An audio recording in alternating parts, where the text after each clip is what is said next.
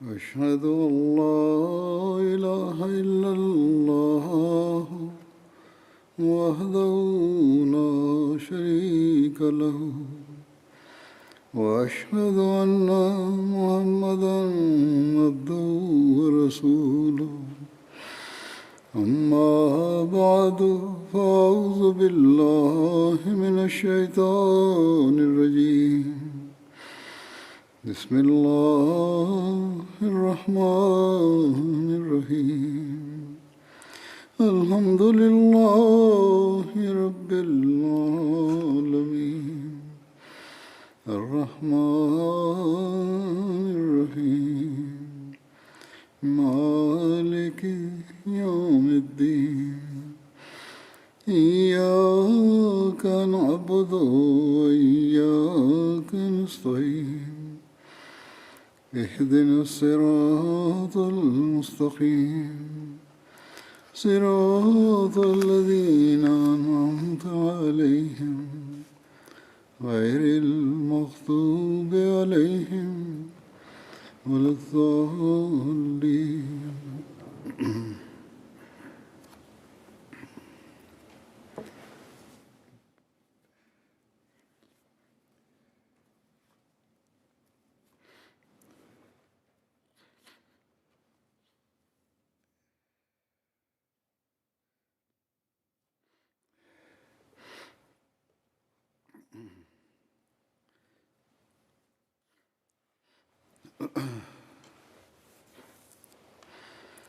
حضرت عمر کے دربار میں علم رکھنے والے، خاص طور پر قرآن کریم کا علم رکھنے والوں کا بڑا مقام تھا، چاہے وہ چھوٹی عمر کے نوجوان ہیں یا بچے ہیں یا بڑے ہیں۔ بخاری میں ایک روایت ہے، حضرت ابن عباس نے کہا عیینہ بن حصن بن حذیفہ مدینہ آئے اور اپنے بھتیجے حور بن قیس کے پاس اترے، اور حور بن قیس ان لوگوں میں سے تھے جن کو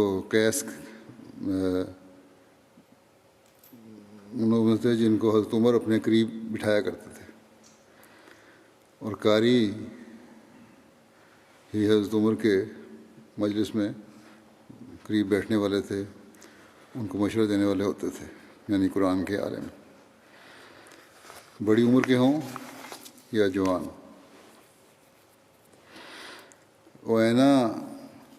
عیینہ نے اپنے بھتیجے سے کہا، اے بھتیجے، اس امیر کے پاس تمہاری وجاہت ہے، اس لیے میرے لیے ان کے پاس آنے کی اجازت مانگو۔ حور بن قیس نے کہا، میں تمہارے لیے ان کے پاس آنے کی اجازت لے لوں گا۔ حضرت ابن عباس کہتے تھے، چنانچہ حور نے عیینہ کے لیے اجازت مانگی اور حضرت عمر نے ان کو اجازت دی۔ جب عیینہ ان کے پاس آیا تو اس نے کہا، خطاب کے بیٹے، یہ کیا بات ہے؟ اللہ کی قسم، نہ تو آپ ہم کو بہت مال دیتے ہیں اور نہ ہمارے درمیان اور ہمارے مال کے درمیان انصاف سے فیصلہ کرتے ہیں۔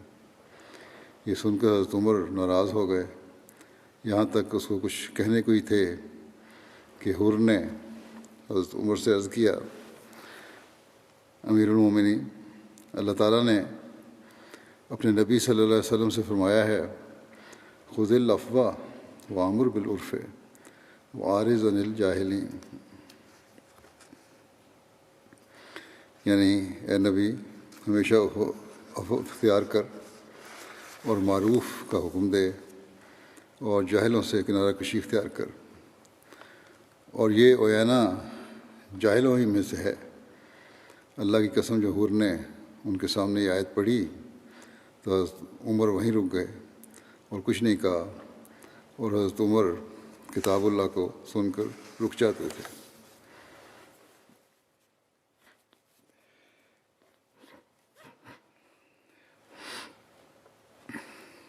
حضرت عمر کے دربار میں حضرت خلیفہ اول رضی اللہ عنہ یہ واقعہ ایک یوں بیان فرماتے ہیں، کہتے ہیں کہ حضرت عمر کے دربار میں ایک امیر آیا، اس نے اس بات کو بہت مکروہ سمجھا کہ ایک 10 برس کا لڑکا بھی بیٹھا ہے کہ ایسی عالی شان بارگاہ میں لوٹوں کا کیا کام ہے۔ اتفاق سے حضرت عمر اس امیر کی کسی حرکت پر ناراض ہوئے، جلاد کو بلایا، وہی لڑکا پکار اٹھا، والکاظمین الغیظ پڑھا، وعارض عن الجاہلین اور پکار اٹھا والکاظمین الغیظ اور پڑھا وعارض عن الجاہلین اور کہا ھذا من الجاہلین۔ حضرت عمر کا چہرہ زرد ہو گیا اور خاموش رہ گئے۔ اس وقت اس کے بھائی نے، یعنی اس شخص کے بھائی نے جو بول رہا تھا، دیکھا، بھائی نے کہا کہ دیکھا اسی لونڈے نے تمہیں بچایا ہے جس کو تم حقیر سمجھتے تھے۔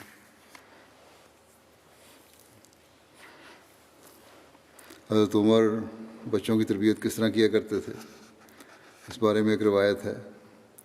یوسف بن یعقوب نے کہا، ابن شہاب نے مجھے اور میرے بھائی کو اور میرے چچا کے بیٹے کو، جب کہ ہم کم سن بچے تھے، کہا تم اپنے آپ کو بچہ ہونے کی وجہ سے حقیر نہ سمجھنا، کیونکہ حضرت عمر کو جب کوئی معاملہ درپیش آتا تو آپ بچوں کو بلاتے اور ان سے بھی مشورہ لیتے، اس غرض سے کہ آپ ان کی عقلوں کو تیز کرنا چاہتے تھے۔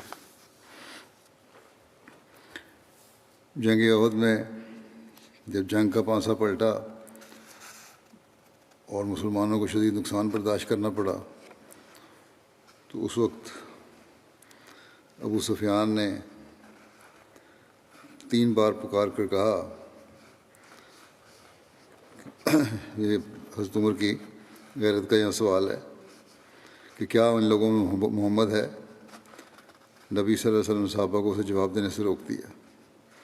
پھر اس نے 3 بار پکار کر پوچھا، کیا لوگوں میں ابو قحافہ کا بیٹا ہے؟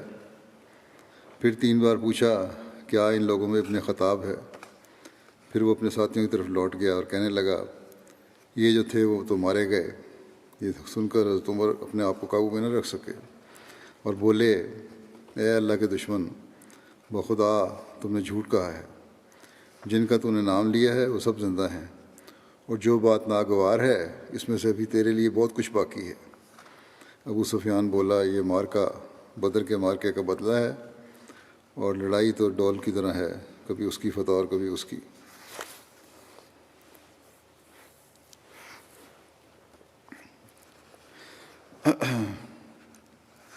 پھر بیت المال کے اموال کی حفاظت و نگرانی میں کس حد تک محتاط تھے، اس بارے میں روایت ہے۔ زید بن اسلم کہتے ہیں کہ حضرت عمر بن خطاب نے دودھ پیا، آپ کو پسند آیا، دودھ دیا کسی نے گلاس میں، آپ نے پیا، پسند آیا۔ آپ نے اس شخص سے پوچھا جس نے آپ کو دودھ پلایا تھا کہ یہ دودھ کہاں سے آیا ہے؟ اس نے آپ کو بتایا کہ وہ ایک چشمے پر گیا جس کا اس نے نام بھی لیا، وہاں زکوٰۃ کے اونٹوں کو لوگ پانی پلا رہے تھے، انہوں نے میرے لیے ان کا دودھ دوہا جس کو میں نے اپنے اس پانی پینے والے برتن میں ڈال دیا۔ حضرت عمر بن خطاب نے اپنا ہاتھ منہ میں ڈال کر کہہ کے اس کو نکال دیا کہ زکوٰۃ کا مال ہے، یہ میں نے کھاؤں گا، پیوں گا۔ برا بن معرور کے بیٹے بیان کرتے ہیں کہ ایک روز حضرت عمر گھر سے نکلے، یہاں تک کہ آپ ممبر پر تشریف لائے۔ آپ اس وقت بیمار تھے، آپ کی اس بیماری کے لیے شہد تجویز کیا گیا۔ بیت المال میں شہد کا برتن موجود تھا۔ حضرت عمر نے کہا، اگر آپ لوگ مجھے اجازت دیں تو میں اسے لے لیتا ہوں، ورنہ یہ مجھ پر حرام ہے۔ تو لوگوں نے اس بارے میں آپ کو اجازت دے دی۔ بیت المال کے اموال کی حفاظت کا کس قدر خیال تھا، اس بارے میں یہ واقعہ پہلے بھی بیان کر چکا ہوں، مختصر بیان کرتا ہوں کہ ایک دوپہر کو شدید گرمی میں پیچھے رہ جانے والے 2 اونٹوں کو خود ہانک کر آپ چراگاہ میں لے کے جا رہے تھے کہ کہیں گم نہ ہو جائیں ادھر ادھر۔ حضرت عثمان نے جب دیکھا، اتفاق سے کہا کہ یہ کام ہم کر لیتے ہیں، آپ سائے میں آ جائیں۔ تو حضرت عمر نے فرمایا، تم لوگ آرام سے بیٹھو سائے میں، یہ میرا کام ہے، یہ میں ہی کروں گا۔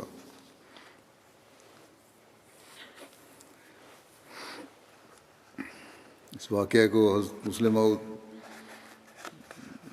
یوں بیان فرماتے ہیں کہ اللہ تعالیٰ نے اپنے وعدے کے مطابق مسلمانوں کو مال دیا، دولت دی، عزت دی، رتبہ دیا، مگر وہ اسلام سے غافل نہیں ہو گئے۔ یہ بیان فرما رہے ہیں کہ تم لوگوں کو کچھ ہے تو اپنے دین سے غافل نہ ہو، اسلام کی تعلیم سے غافل نہ ہو، اپنی ذمہ داریوں سے غافل نہ ہو۔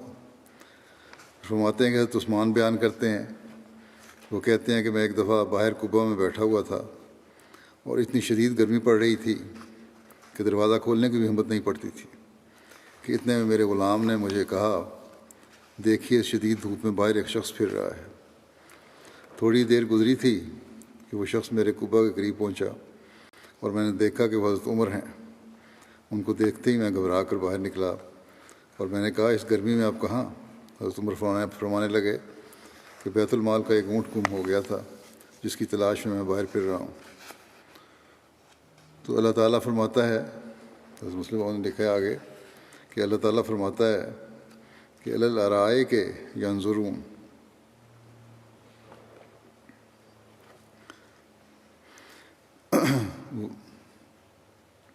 وہ ہوں گے تختوں پر مگر ہر وقت نگرانی ان کا کام ہوگا۔ دنیا کی نعمتیں اور دنیا کے آرام ان کو سست نہیں بنائیں گی۔ وہ ان ارائک کے اندر سو نہ رہے ہوں گے بلکہ بیدار اور ہوشیار ہوں گے، لوگوں کے حقوق کی دیکھ بھال کریں گے اور اپنے فرائض منصبی کو پوری خوش اسلوبی سے ادا کرتے چلے جائیں گے۔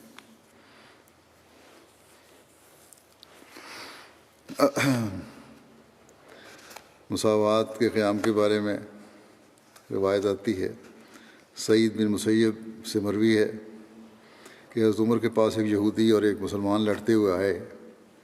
حضرت عمر کو یہودی کی طرف حق معلوم ہوا تو انہوں نے اس کے موافق فیصلہ کیا۔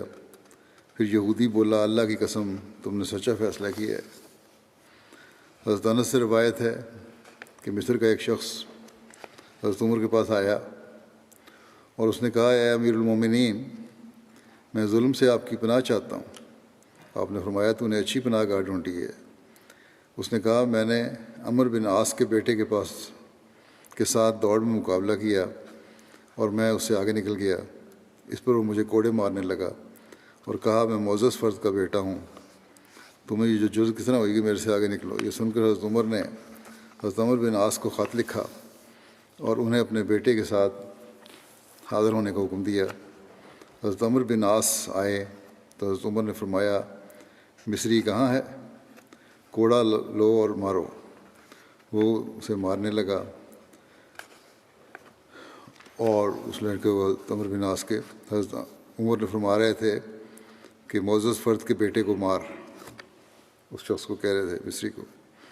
حضرت انس کا بیان ہے کہ اس نے اسے مارا اور ہم اس کے مارنے کو پسند کر رہے تھے۔ وہ اسے مسلسل کوڑے مارتا رہا یہاں تک کہ ہم نے تمنا کی کہ اب چھوڑ دے۔ پھر حضرت عمر نے اس مصری شخص سے کہا کہ عمر بن عاص کے سر پر مارو۔ تو اس نے کہا، مصری نے، کہ اے امیر المومنین، ان کے بیٹے نے مجھے مارا تھا اور میں نے اس سے بدلہ لے لیا ہے۔ تو حضرت عمر نے حضرت عمر بن عاص سے کہا، تم نے کب سے لوگوں کو غلام بنا رکھا ہے، حالانکہ ان کی ماؤں نے انہیں آزاد پیدا کیا ہے۔ حضرت عمر بن عاص نے عرض کیا، اے امیر المومنین، نہ مجھے اس واقعے کا علم تھا اور نہ وہ مصری میرے پاس آیا۔ ایک مرتبہ حضرت عمر کے پاس کچھ مال آیا اور آپ اسے لوگوں کے درمیان تقسیم کرنے لگے۔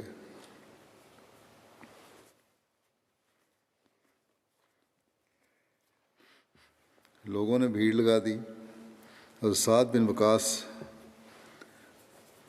لوگوں سے مزاحمت کرتے ہوئے آگے بڑھ گئے اور آپ تک پہنچ گئے۔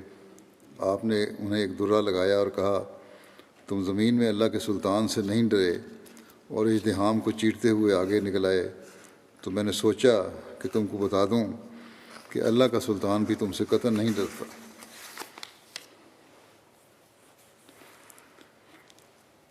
حضرت عمر میں وسعت حوصلہ کس حد تک تھی، اس بارے میں روایت ہے کہ ایک مرتبہ حضرت عمر نے خطبہ دیتے ہوئے فرمایا، اے لوگو، تم میں کوئی شخص اگر مجھ میں ٹیڑھا پن دیکھے تو اسے سیدھا کر دے۔ ایک آدمی کھڑا ہوا اور کہا اگر ہم آپ میں ٹیڑھا پن دیکھیں گے تو اسے اپنی تلواروں سے سیدھا کریں گے۔ حضرت عمر نے کہا اللہ کا شکر ہے کہ اس نے اس امت میں ایسا بھی آدمی پیدا کیا ہے جو عمر کے ٹیڑھے پن کو اپنی تلوار سے سیدھا کرے گا۔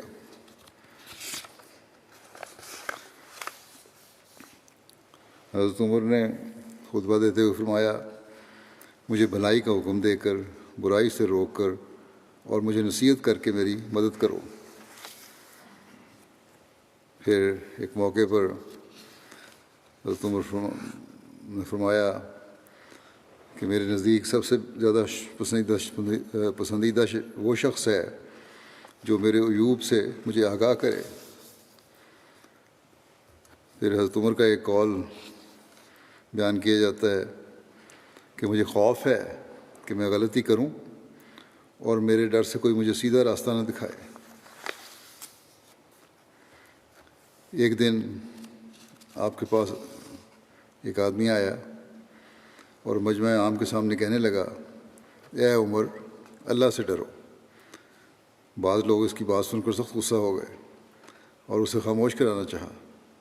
اس پر حضرت عمر نے اس سے کہا تمہیں کوئی خیر نہیں اگر تم عیب کو نہ بتاؤ اور ہم میں کوئی خیر نہیں اگر ہم اس کو نہ سنیں۔ میں نے اسے کہا یہ صرف بات نہ کرو بلکہ معین کر کے بتاؤ کیا بات کرنا چاہتے ہو۔ ایک دن حضرت عمر لوگوں کے درمیان خطبہ دینے کے لیے کھڑے ہوئے۔ آپ نے اتنا ہی کہا تھا اے لوگو سنو اور اطاعت کرو کہ ایک آدمی نے بات کاٹتے ہوئے کہا اے عمر نہ ہم سنیں گے اور نہ اطاعت کریں گے۔ حضرت عمر نے اس سے نرمی سے پوچھا اللہ کے بندے کیوں؟ اس نے کہا اس لیے کہ بیت المال سے جو کپڑا سب میں تقسیم کیا گیا اس سے لوگ صرف قمیض بنوا سکے، جوڑا مکمل نہیں ہوا، اور آپ کو بھی اتنا ہی کپڑا ملا ہوگا، پھر آپ کا جوڑا کیسے تیار ہو گیا؟ حضرت عمر نے کہا اپنی جگہ ٹھہرے رہو، اور پھر اپنے بیٹے عبداللہ کو بلایا۔ عبداللہ نے بتایا کہ انہوں نے اپنے والد کو اپنے حصے کا کپڑا دیا ہے تاکہ ان کا لباس مکمل ہو جائے۔ یہ سن کر سب لوگ مطمئن ہو گئے اور اس آدمی نے کہا اے امیر المومنین اب سنوں گا اور اطاعت کروں گا۔ بعض اس قسم کے اجڑ بھی ہوتے تھے، لیکن اس قسم کی باتیں جو صحابہ تربیت یافتہ صحابہ جو تھے حضرت صلی اللہ علیہ وسلم کے، ان کے منہ سے کبھی آپ نہیں سنیں گے۔ یہ وہی لوگ ہیں جو دیر سے مسلمان ہوئے اور یا پھر بالکل ہی اجڑ ان پڑھ جاہل تھے۔ جو کبار صحابہ تھے ان میں ایسی باتیں نہیں پائی جاتی تھیں، ان میں کامل اطاعت ہوتی تھی۔ اسلام مذہبی امور میں آزادی دیتا ہے، اس بارے میں حضرت عمر کا طریقہ کیا تھا؟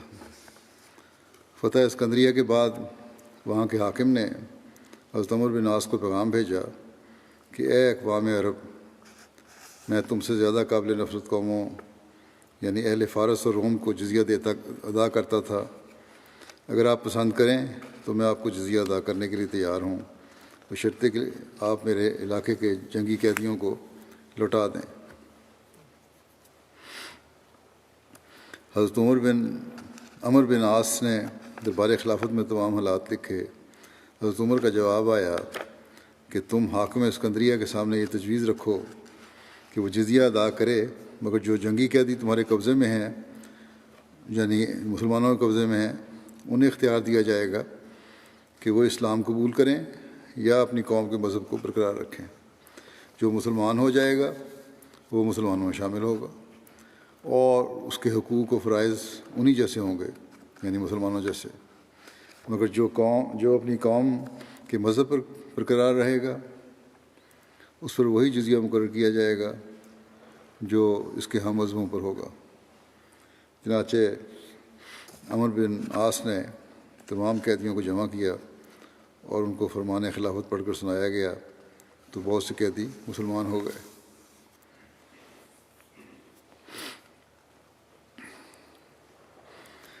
مذہبی آزادی میں آپ کس قدر محتاط تھے اس بارے میں ایک واقعہ ہے۔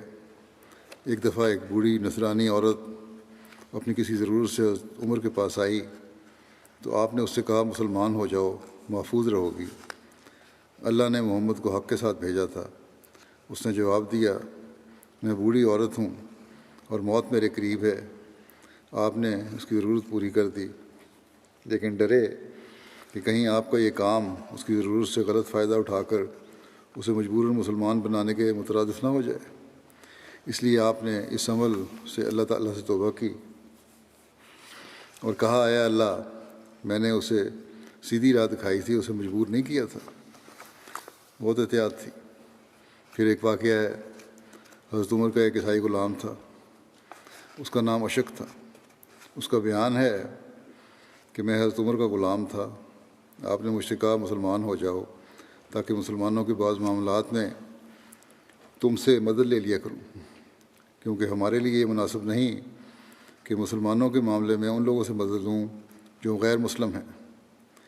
لیکن میں نے انکار کر دیا۔ غلام نے کہا تو آپ نے فرمایا، لا اکراہ فی الدین، دین اسلام میں زبردستی نہیں۔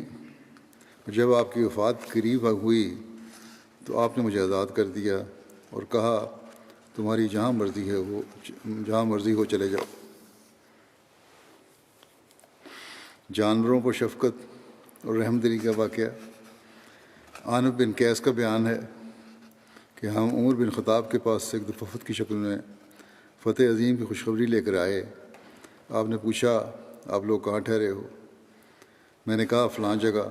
پھر آپ میرے ساتھ چل پڑے، ہماری سواری کے اونٹوں کے باڑے یعنی ان کے باندھنے کے مقام تک پہنچے اور ایک ایک کو غور سے دیکھنے کے بعد فرمانے لگے، کیا تم اپنی ان سواریوں کے بارے میں اللہ سے خوف نہیں کھاتے؟ کیا تمہیں معلوم نہیں کہ ان کا بھی تم پر حق ہے؟ انہیں کھلا کیوں نہ چھوڑ دیا کہ گھاس وغیرہ چرتے؟ حضرت عمر نے ایک اونٹ دیکھا جس پر بے بسی اور بیماری کے آثار بالکل نمایاں تھے۔ سالم بن عبداللہ بیان کرتے ہیں کہ حضرت عمر بن خطاب نے اپنا ہاتھ اونٹ کی پشت پر ایک زخم کے پاس رکھا اور خود کو مخاطب کر کے کہنے لگے کہ میں ڈرتا ہوں کہ کہیں تیرے بارے میں اللہ کے ہاں میری باز پرس نہ ہو۔ پھر ایک روایت ہے، اسلم سے روایت کرتے ہیں کہ ایک مرتبہ حضرت عمر نے فرمایا، میرے دل میں تازہ مچھلی کھانے کی خواہش پیدا ہوئی۔ یرفا حضرت عمر کے غلام کا نام ہے، سواری پر سوار ہوا اور آگے پیچھے 4 میل تک دوڑا کر ایک عمدہ مچھلی خرید کر لایا۔ پھر سواری کی طرف متوجہ ہوا اور اسے غسل دیا۔ اتنے میں حضرت عمر بھی آ گئے اور فرمانے لگے، چلو یہاں تک کہ آپ نے سواری کو دیکھ کر فرمایا، تم اس پسینہ کو دھونا بھول گئے ہو جو اس کے کان کے نیچے ہے۔ تم نے عمر کی خواہش پوری کرنے کے لیے ایک جانور کو تکلیف میں مبتلا کر ڈالا ہے۔ اللہ کی قسم، عمر تیری اس مچھلی کو نہیں چکھے گا۔ ایک دفعہ حضرت عمر کے پاس گرمی کے موسم میں دوپہر کے وقت عراق سے وفد آیا، اس میں عنب بن قیس بھی تھے۔ حضرت عمر سر پر پگڑی باندھ کر زکوٰۃ کے ایک اونٹ کو تارکول وغیرہ لگا رہے تھے۔ آپ نے فرمایا، اے عنب، اپنے کپڑے اتارو اور آؤ اس اونٹ میں امیر المومنین کی مدد کرو، یہ زکوٰۃ کا اونٹ ہے، اس میں یتیم، بیوہ اور مسکین کا حق ہے۔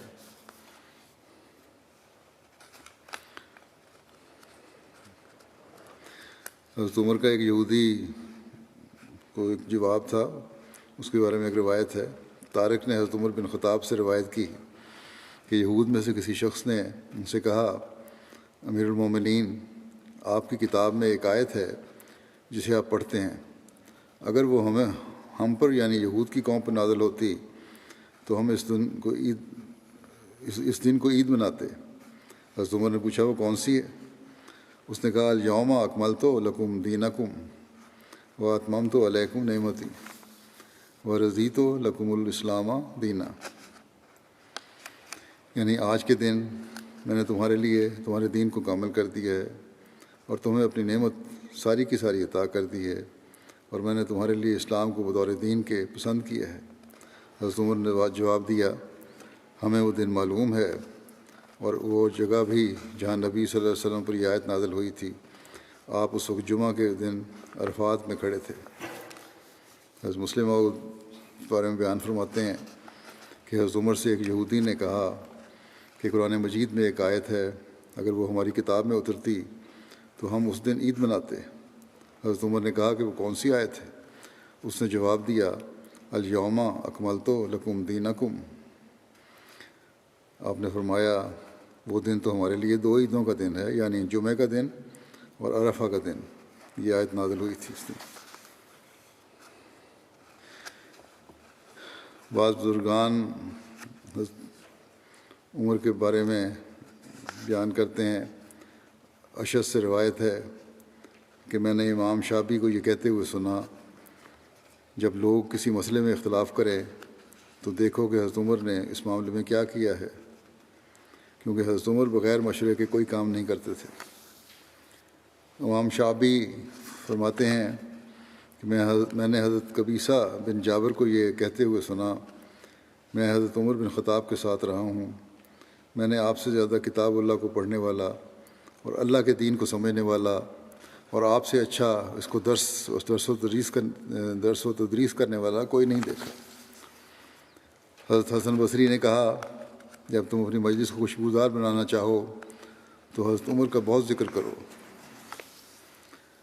مجاہد سے روایت ہے کہ ہم آپس میں کہا کرتے تھے کہ بے شک حضرت عمر کے دور میں شیاطین جکڑے ہوئے تھے، جب آپ شہید ہوئے تو شیاطین زمین میں کودنے لگے۔ حضرت عمر کے بارے میں آتا ہے کہ آپ کا شاعرانہ ذوق بھی بہت تھا، خود شعر تو نہیں کہتے تھے لیکن شعر سنتے تھے، پسند کرتے تھے۔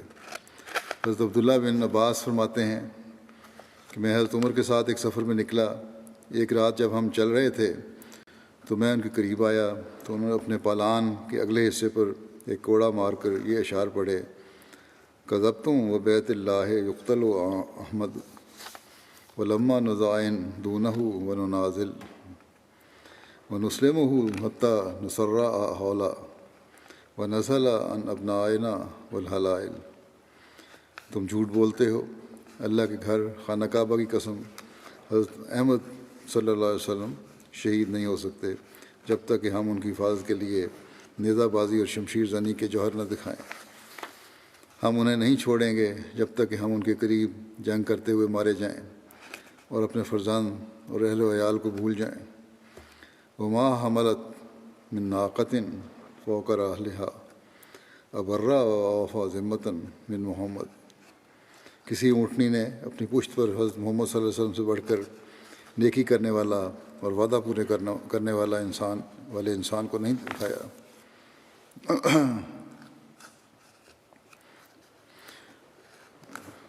ایک تاریخ دان ڈاکٹر علی محمد صلابی اپنی کتاب سیدنا عمر بن خطاب ان کی شخصیت اور کارنامے ہے، اس میں شعر و شاعری کے بارے میں سے لگاؤ کے بارے میں لکھتے ہیں کہ خلفائے راشدین میں سب سے زیادہ شعر کے ذریعے مثال دینے والے حضرت عمر تھے۔ آپ کے بارے میں بعض لوگوں نے یہاں تک لکھا ہے کہ آپ کے سامنے شاید ہی کوئی معاملہ آتا رہا ہو اور آپ اس پر شعر نہ سناتے رہے ہوں۔ بیان کیا جاتا ہے کہ ایک دفعہ آپ نیا جوڑا زیب تن کر کے باہر نکلے، لوگ آپ کو بہت دھیان سے دیکھنے لگے۔ اس پر آپ نے انہیں مثال دیتے ہوئے یہ اشعار سنائے، لم تغن عن ہرمز یومن خزائن والخلد قد حاولت عاد فما خلدوا ان الملوک التی کانت لعزتها من کل ابواب الیہا راکب یفت۔ کہ موت کے وقت ہرمز کو اس کے خزانوں نے کوئی فائدہ نہ دیا، اور قوم عاد نے ہمیشہ آباد رہنے کی کوشش کی لیکن ہمیشہ نہ رہی۔ کہاں گئے وہ بادشاہ جن کے چشموں گھاٹوں سے ہر طرف سے آنے والا قافلہ سیراب ہوتا تھا۔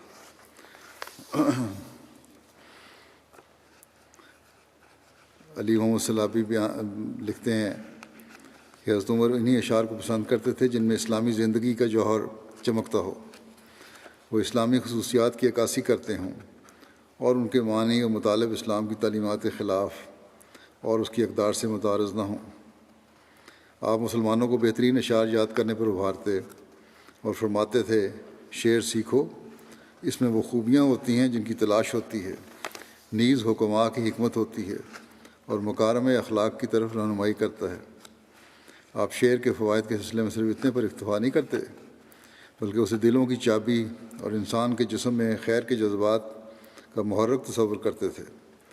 آپ شعر کی فضیلت و فائدے کو اس طرح بیان کرتے ہیں کہ انسان کا سب سے بہترین فن شعر کے چند ابیات کی تخلیق ہے جنہیں وہ اپنی ضرورتوں میں پیش کرتا ہے۔ ان میں کریم و سخی آدمی کے دل کو نرم کر لیتا ہے اور کمینے شخص کے دل کو اپنی طرف مائل کر لیتا ہے۔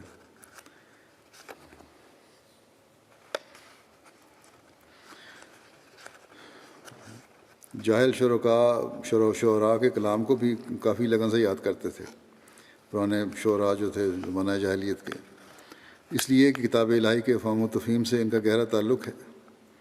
آپ نے فرمایا، تم اپنے دیوان کو حفظ کر لو اور گمراہ نہ رہو۔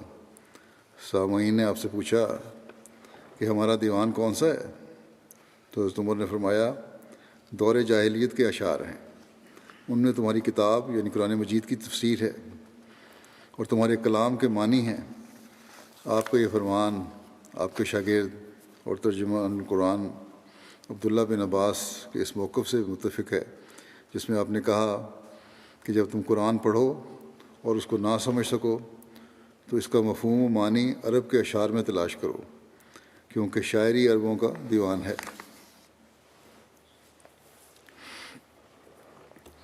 بر صغیر کے معروف سیرت نگار علامہ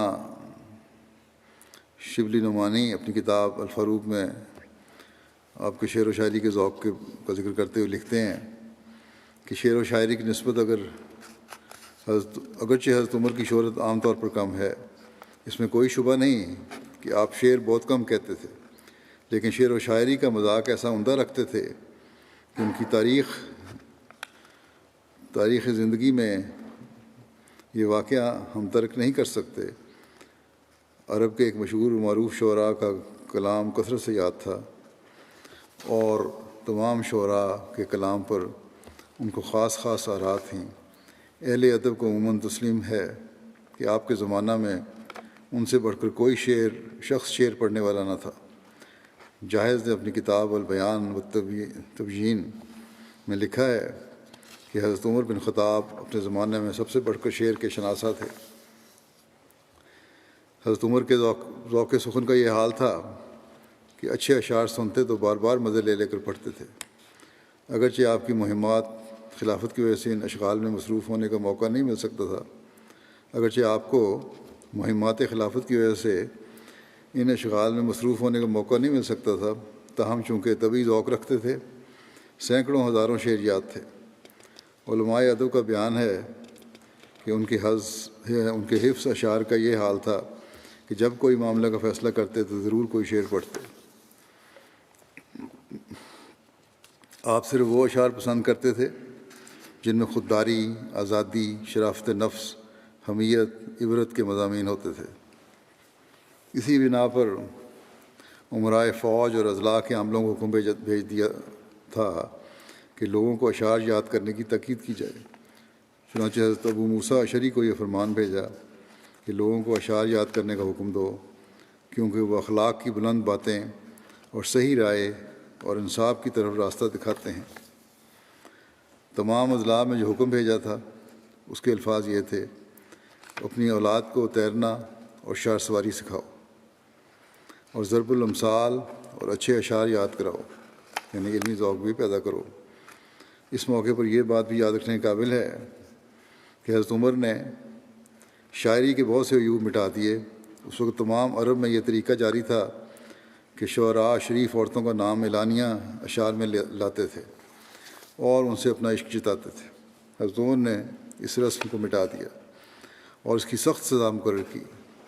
اسی طرح حجب گوئی کو ایک جرم قرار دیا اور حدیہ کو، جو مشہور حجب گو تھا، اس جرم میں قید کیا۔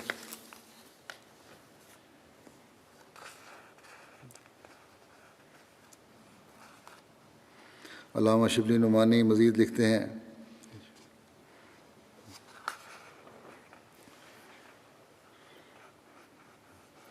اس زمانے کا سب سے بڑا شاعر متمم بن نویرہ تھا، جس کے بھائی کو حضرت ابوبکر صدیق کے زمانے میں حضرت خالد نے غلطی سے قتل کر دیا تھا۔ اس واقعہ نے اس کو اس قدر صدمہ پہنچایا تھا کہ ہمیشہ رویا کرتا اور مرثیہ کہا کرتا تھا۔ حضرت عمر کی خدمت میں حاضر ہوا تو آپ نے مرثیہ پڑھنے کی فرمائش کی۔ اس نے چند اشعار پڑھے۔ حضرت عمر نے اس سے کہا کہ اگر مجھے کوئی ایسا مرثیہ کہنا آتا تو میں اپنے بھائی زید کا مرثیہ کہتا۔ اس نے کہا، اے امیر المومنین، اگر میرا بھائی آپ کے بھائی کی طرح مارا جاتا، یعنی شہادت کی موت مرتا، تو میں ہرگز اس کا ماتم نہ کرتا۔ حضرت عمر ہمیشہ فرمایا کرتے تھے کہ میرے ساتھ متمم جیسی تعزیت کسی نے نہیں کی۔ حضرت عمر کے فضائل اور مناقب کے بارے میں حضرت مسیح علیہ الصلوۃ والسلام فرماتے ہیں، بعض واقعات پیش گوئیوں کہ جن کا ایک ہی دفعہ ظاہر ہونا امید رکھا گیا ہے، وہ تدریجاً ظاہر ہوں یا کسی اور شخص کے واسطہ سے ظاہر ہوں، جیسا کہ ہمارے نبی صلی اللہ علیہ وسلم کی پیش گوئی کہ کیسر و کسریٰ کے خزانوں کی کنجیاں آپ کے ہاتھ پر رکھی گئی ہیں۔ حالانکہ ظاہر ہے کہ پیش گوئی کے ظہور سے پہلے حضرت صلی اللہ علیہ وسلم فوت ہو چکے تھے، اور جناب نے نہ کیسر اور کسریٰ کے خزانہ کو دیکھا اور نہ کنجیاں دیکھی، مگر چونکہ مقدر تھا کہ وہ کنجیاں حضرت عمر رضی اللہ عنہ کو ملیں، کیونکہ حضرت عمر رضی اللہ عنہ کا وجود ذلی طور پر گویا جناب صلی اللہ علیہ وسلم کا وجود ہی تھا، اس لیے عالم وحی میں حضرت عمر رضی اللہ عنہ کا ہاتھ پیغمبر خدا صلی اللہ علیہ وسلم کا ہاتھ قرار دیا گیا۔ پھر حضرت مسیح علیہ السلام بیان فرماتے ہیں، یہ عقیدہ ضروری ہے کہ حضرت صدیق اکبر رضی اللہ تعالیٰ عنہ اور حضرت فاروق عمر رضی اللہ عنہ اور حضرت ذوالنورین رضی اللہ تعالیٰ عنہ اور حضرت علی مرتضیٰ رضی اللہ تعالیٰ عنہ سب کے سب واقعی طور پر دین میں امین تھے۔ ابو بکر رضی اللہ تعالیٰ عنہ جو اسلام کے آدم ثانی ہیں، اور ایسا ہی حضرت عمر فاروق اور حضرت عثمان رضی اللہ عنہما اگر دین میں سچے امین نہ ہوتے تو آج ہمارے لیے مشکل تھا جو قرآن شریف کی کسی ایک آیت کو بھی من جانب اللہ بتا سکتے۔ پھر حضرت مسیح علیہ السلام فرماتے ہیں، مجھے میرے رب کی طرف سے خلافت کے بارے میں ازروِ تحقیق تعلیم دی گئی ہے، اور محققین کی طرح میں اس حقیقت کی تہہ تک پہنچ گیا، اور میرے رب نے مجھ پر یہ ظاہر کیا کہ صدیق اور فاروق اور عثمان رضی اللہ عنہم نیک وکار اور مومن تھے، اور ان لوگوں میں سے تھے جنہیں اللہ نے چن لیا اور جو خدائے رحمان کی عنایات سے خاص کیے گئے، اور اکثر صاحبان معرفت نے ان کے محاسن کی شہادت دی۔ انہوں نے بزرگ و برتر خدا کی خوشنودی کی خاطر وطن چھوڑے، ہر جنگ کی بھٹی میں داخل ہوئے، اور موسم گرما کی دوپہر کی تپش اور سردیوں کی رات کی ٹھنڈک کی پرواہ نہ کی، بلکہ نوخیز جوانوں کی طرح دین کی راہوں پر محو خرام ہوئے، اور اپنوں اور غیروں کی طرف مائل نہ ہوئے، اور اللہ رب العالمین کی خاطر سب کو خیر بات کہہ دیا۔ ان کے اعمال میں خوشبو اور ان کے افعال میں مہک ہے، اور یہ سب کچھ ان کے مراتب کے باغات اور ان کی نیکیوں کے گلستانوں کی طرف رہنمائی کرتا ہے، اور ان کی باد نسیم اپنے معطر جھونکوں سے ان کے اسرار کا پتہ دیتی ہے، اور ان کے انوار اپنی پوری تابانیوں سے ہم پر ظاہر ہوتے ہیں۔ بس تم ان کے مقام کی چمک دمک کا، ان کی خوشبو کی مہک سے پتہ لگاؤ، اور جلد بازی کرتے ہوئے بدگمانیوں کی پیروی مت کرو، اور بعض روایات پر تکیہ نہ کرو، کیونکہ ان میں بہت زہر اور بڑا غلف ہے، اور وہ قابل اعتبار نہیں ہوتی۔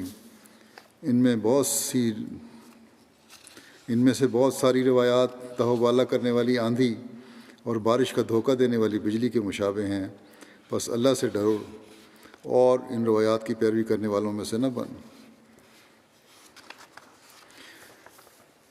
پھر آپ فرماتے ہیں، بخدا اللہ تعالیٰ نے شیخین حضرت ابوبکر اور حضرت عمر کو، اور تیسرے جو ذوالنورین ہیں، ہر ایک کو اسلام کے دروازے اور خیر الانام محمد رسول اللہ صلی اللہ علیہ وسلم کی فوج کے ہر اول دستے بنایا ہے۔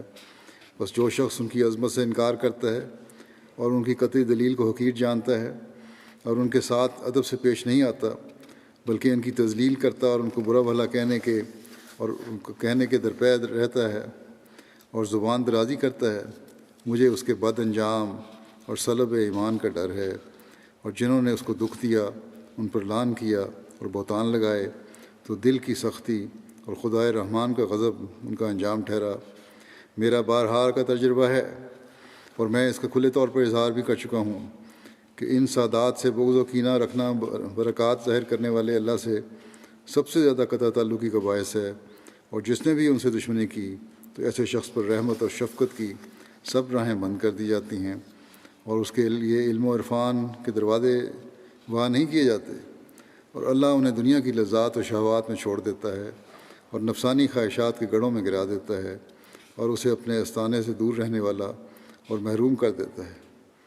انہی خلفائے راشدین کو خلفائے راشدین کو اسی طرح اذیت دی گئی جس طرح نبیوں کو دی گئی، اور ان پر لعنتیں ڈالی گئیں جس طرح مرسلوں پر ڈالی گئیں۔ اس طرح ان کا رسولوں کا وارث ہونا ثابت ہو گیا، اور روز قیامت ان کی جزا اقوام و ملل کے ائمہ جیسی متحقق ہو گئی، کیونکہ جب مومن پر کسی قصور کے بغیر لعنت ڈالی جائے اور کافر کہا جائے اور بلا وجہ اس کی حجب کی جائے اور اسے برا بھلا کہا جائے تو وہ انبیاء کے مشابہ ہو جاتا ہے اور اللہ کے برگزیدہ بندوں کی مانند بن جاتا ہے۔ پھر اسے بدلہ دیا جاتا ہے جیسا نبیوں کو بدلہ دیا جاتا ہے، اور مرسلوں جیسی جزا پاتا ہے۔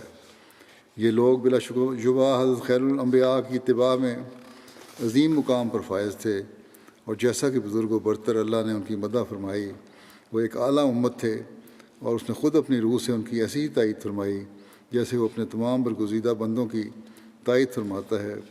اور فی الحقیقت ان کے صدق کے انوار اور ان کی پاکیزگی کے آثار پوری تابانی سے ظاہر ہوئے، اور یہ کھل کر واضح ہو گیا کہ وہ سچے تھے اور اللہ ان سے اور وہ اس سے راضی ہو گئے، اور اس نے انہیں وہ کچھ عطا فرمایا جو دنیا جہان میں کسی اور کو نہ دیا گیا۔ پھر آپ فرماتے ہیں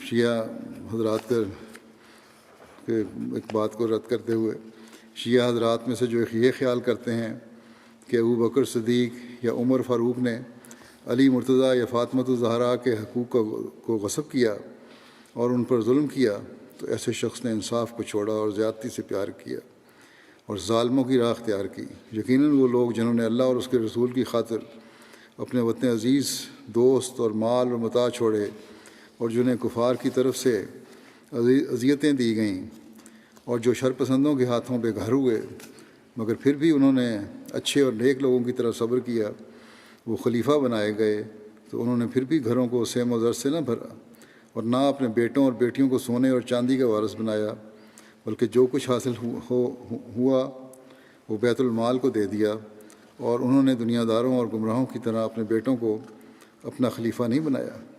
انہوں نے اس دنیا میں زندگی فقر اور تنگ دستی کی حالت میں بسر کی، اور وہ امراء اور رؤساء کی طرح ناز و نعمت کی طرف مائل نہ ہوئے۔ کیا ان کے بارے میں یہ خیال کیا جا سکتا ہے کہ وہ ازراہ تعدی لوگوں کے اموال چھیننے والے تھے اور حق چھیننے، لوٹ مار کرنے اور غارت گری کی طرف میلان رکھنے والے تھے؟ کیا سرور کائنات رسول اللہ صلی اللہ علیہ وسلم کی صحبت قدسیہ کا یہ اثر تھا؟ حالانکہ اللہ تعالیٰ تمام کائنات کے رب نے ان کی حمد و ثنا کی۔ حقیقت یہ ہے کہ اللہ نے ان کے نفوس کا تزکیہ فرمایا اور ان کے دلوں کو پاکیزگی بخشی، ان کے وجودوں کو منور کیا اور آئندہ آنے والے پاک بازوں کا پیش رو بنایا، اور ہم کوئی کمزور احتمال اور سطحی خیال بھی نہیں پاتے جو ان کی نیتوں کے فساد کی خبر دے یا ان کی ادنیٰ برائی کی طرف اشارہ کرتا ہو، چہ جائے کہ ان کے ذات کی طرف ظلم منسوب کرنے کا کوئی پختہ ارادہ کرے۔ بخدا وہ انصاف کرنے والے لوگ تھے، اگر انہیں مال حرام کی وادی بھی دی جاتی تو اس پر تھوکتے بھی نہیں تھے، اور نہ ہی حریصوں کی طرح اس کی طرف مائل ہوتے، خواہ سونا پہاڑوں جتنا یا 7 زمینوں جتنا ہوتا۔ اگر انہیں حلال مال ملتا تو وہ ضرور اسے صاحب جبروت، خدا کی راہ اور دینی مہمات میں خرچ کرتے۔ بس ہم یہ کیسے خیال کر سکتے ہیں کہ انہوں نے چند درختوں کی خاطر فاطمۃ الزہرا کو ناراض کر دیا اور جگر گوشہ نبی صلی اللہ علیہ وسلم کو شرپسندوں کی طرف اذیت دی، بلکہ شرفاء نیک نیت ہوتے اور حق پر ثابت قدم ہوتے ہیں، اور اللہ کی طرف سے ان پر رحمتیں نازل ہوتی ہیں، اور اللہ متقیوں کے باطن کو خوب جانتا ہے۔ پھر فرماتے ہیں سچ تو یہ ہے کہ ابوبکر صدیق اور عمر فاروق دونوں اکابر صحابہ میں سے تھے۔ ان دونوں نے ادائیگی حقوق میں کبھی کوتاہی نہیں کی۔ انہوں نے تقویٰ کو اپنی راہ اور عدل کو اپنا مقصود بنا لیا تھا۔ وہ حالات کا گہرا جائزہ لیتے اور اسرار کی کنہ تک پہنچ جاتے تھے۔ دنیا کی خواہشات کا حصول کبھی بھی ان کا مقصود نہ تھا۔ انہوں نے اپنے نفوس کو اللہ کی اطاعت میں لگا رکھا تھا۔ کثرت فیوض اور نبی الثقلین کے دین کی تائید میں شیخین یعنی ابوبکر و عمر رضی اللہ عنہما جیسا میں نے کسی کو نہ پایا۔ یہ دونوں ہی آفتاب و ملل صلی اللہ علیہ وسلم کے اتباع میں مہتاب سے بھی زیادہ سریع الحرکت تھے اور آپ کی محبت میں فنا تھے۔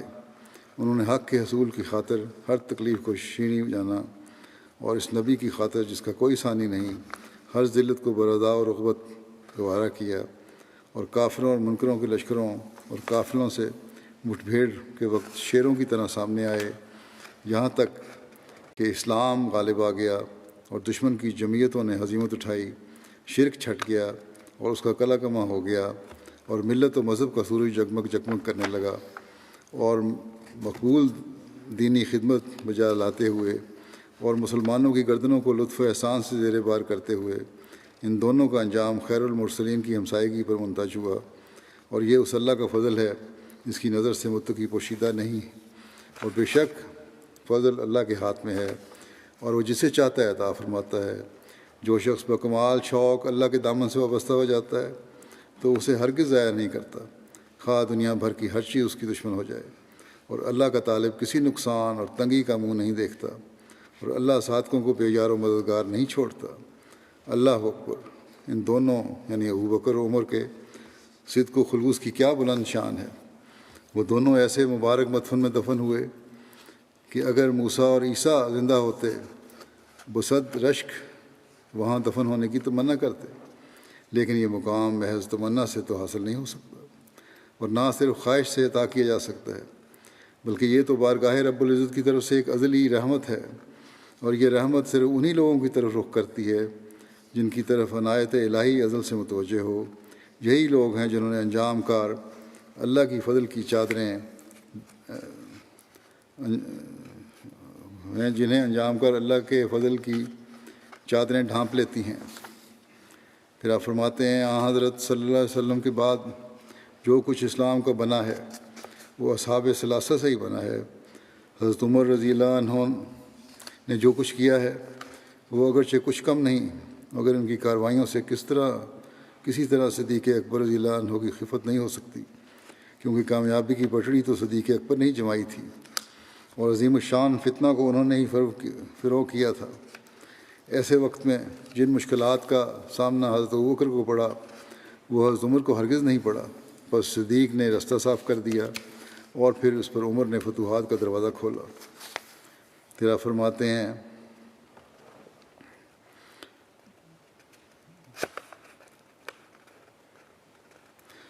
حضرت مولوی عبدالکریم صاحب لکھتے ہیں حضرت مسیح علیہ السلام کے دل کی کیفیت کے بارے میں، جو آپ کے دل میں رسول کریم صلی اللہ علیہ وسلم اور شیخین حضرت ابوبکر و عمر کی محبت اور عزت کی تھی،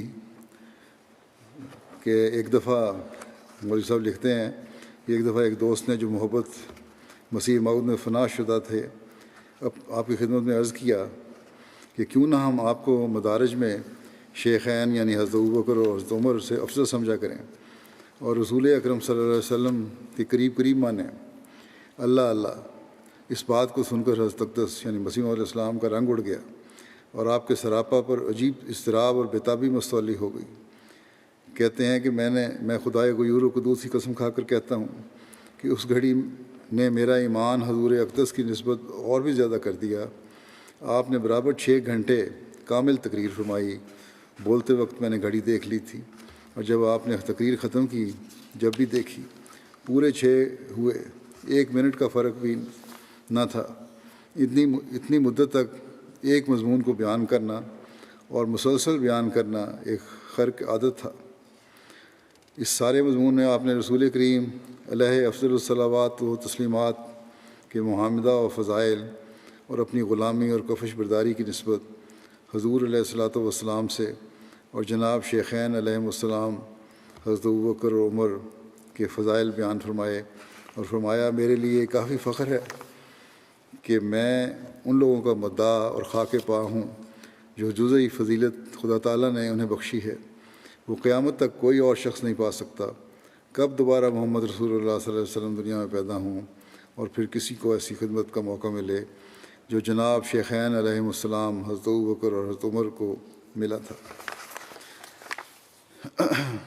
حضرت عمر رضی اللہ عنہ کا ذکر یہاں سے ختم ہوتا ہے، یعنی کہ خطبات میں انشاءاللہ آئندہ اللہ تعالیٰ توفیق دی تو حضرت عمر کا ذکر شروع ہوگا۔